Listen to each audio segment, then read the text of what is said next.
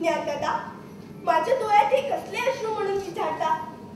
निवृत्ती दादांनी कधी नव्हे ते मांडे खायची इच्छा केली आणि मी देखील त्यांची इच्छा पूर्ण करू शकत नाही. विसोबा काकांनी मला नुसतं खापर देखील मिळू दिलं नाही. हाकलून लावलं. भिकाऱ्यांच्या मांड्यांची कसले तो हाय म्हणून अपमान केला. काय सांगता? आपल्या पाठीवर आणि मांडे बाजू. बर, अरे खरेच की. हे बघा निवृत्ती दादा, छान मांडे बाजू तयार झाले आहे. चला आपण सारे मिळून जेवायला बसू. साधना हात वरती मुळे मिळत नाही हाती. ओहो, आपण पैसे घ्यावे. अव अवधी अनुमाननी घ्यावे.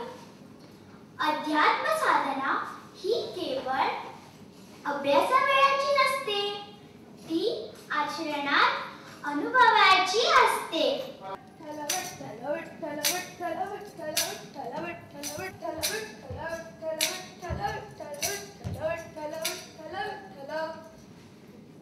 ये ग विठाबाई माझे पंढरीचे आई, भीमा आणि चंद्रभागा तुझ्या शरणीच्या गंगा. ये ग विठाबाई माझे पंढरीचे आई, माझे पंढरीचे आई, माझे पंढरीचे आई. हे विठू माऊली, आज आषाढी एकादशी या पावन दिवसाची कीर्ती जपाल. हजारांनी भक्त आज तुझ्या दर्शना घेतले आणि तुका पळून धादोसतले. त्यांना तुझी कृपा तुझ्या भक्तांचे सदाच असते. हे माऊली, तुझ्या पावन कृपेन या तुकारामाचे काळी इतले धादोस झाला की माका या संसारात कसलीच आशा उरकना. पण वाईट दिसता ते एकूच, तो भक्ती सागरात बुडिल्लो काळ आता उरकना. संत नामदेव, संत ज्ञानेश्वर, संत सखुबाई, संत जनाबाई असे एका बरेचसे नामनेचे फाकीवंत संत आता पुराणातली वांगी झाल्यात. आता सगळीकडे पातळात अनाचार, अत्याचार आणि बंधुगिरी. सगळी जण स्वार्थाच्या कोणानच बोलतात. आपलो स्वार्थ साधोवपा खातीर एकामेकाचो जीव घेवपाक फाटी फुडें पळयनात. मागीर ती आवय आसत वा बापूय, भयण आसत वा भाव, सगळी एकामेकाक खावपी बकासूर जाल्यात. ह्या खंडीभर पातळाक पळोवन निसर्ग देवताय कोपल्या आणि तिने तांडव रूप घेतला. उत्तराखंडात जाल्लो हुवार, सुनामी, भूकंप म्हाका येता सोसूंक जायना. त्या सुंदर सैमाचो अंत जायत चल्ला.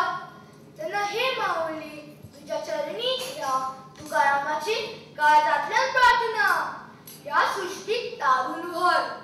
या कर्मठ लोकांनी म्हजी अभंग गाथा इंद्रायणीत उडयली आणि तुवें अचराय इकलून घेतली. म्हजेच तुवें दया दाखयली, तशीच दया जगताचेरय दाखय. सगळ्यांक बरी पुस्त दी. पुंडलिका वरदा हरी विठ्ठल.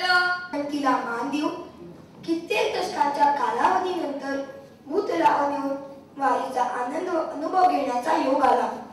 दिंड्या पताकांनी सजलेला परिसर, समृद्ध पालखी सोहळा, गोल रिंगण, उभे रिंगण, आरत्या, भजन यांचा आस्वाद घेत कधी या चंद्रभागेच्या खिळी बसलेल्या पंढरीच्या नगरीत आगमन झालं याचं भान देखील राहिलं नाही.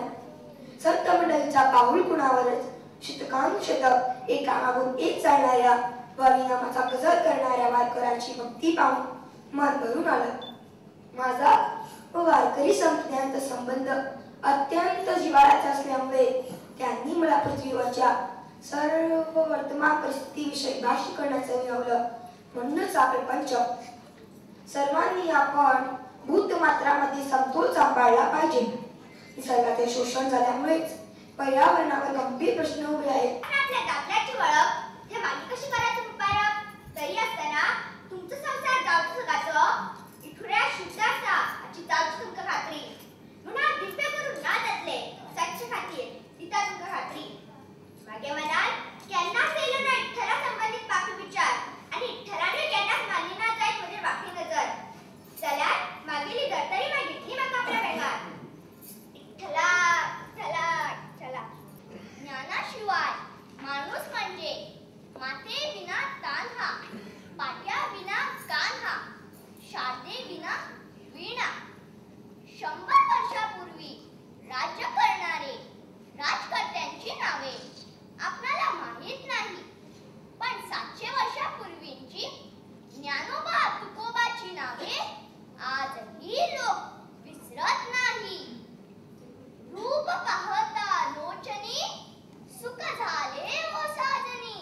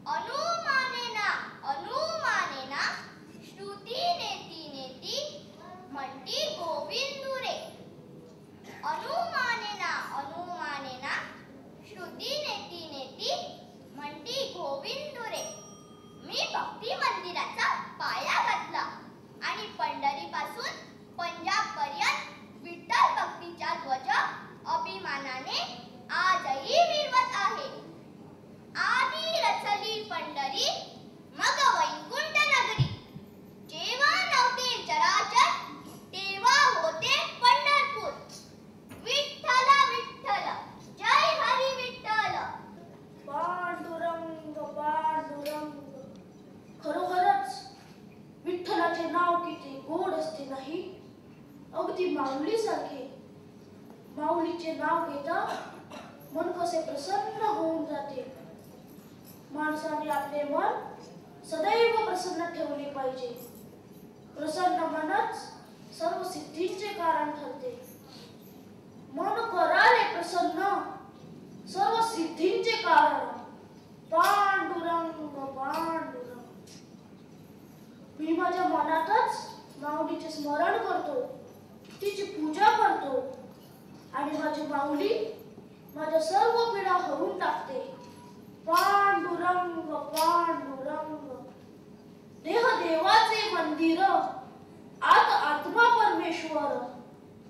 मने प्रतिमा स्थापिली, मनोमनी पूजा केली. मित्रांनो, आषाढी एकादशी आली. माऊलीच्या दर्शनाच्या ओढीने मी अगदी व्याकुळ झालो आहे. ती पहा वारकऱ्यांची दिंडी कशी लगबगीने माऊलीच्या दर्शनाला चालली आहे. ते पहा निवृत्ती ज्ञानदेव, सोपान मुक्ताबाईंची भावंडे. ते पहा एकनाथ नामदेव. सर्व माझ्या आतुरतेने वाट पाहत आहे. आता तर मला गेलंच पाहिजे. तुम्हाला नाही का माऊलीच्या दर्शनाची आस लागली आहे ना?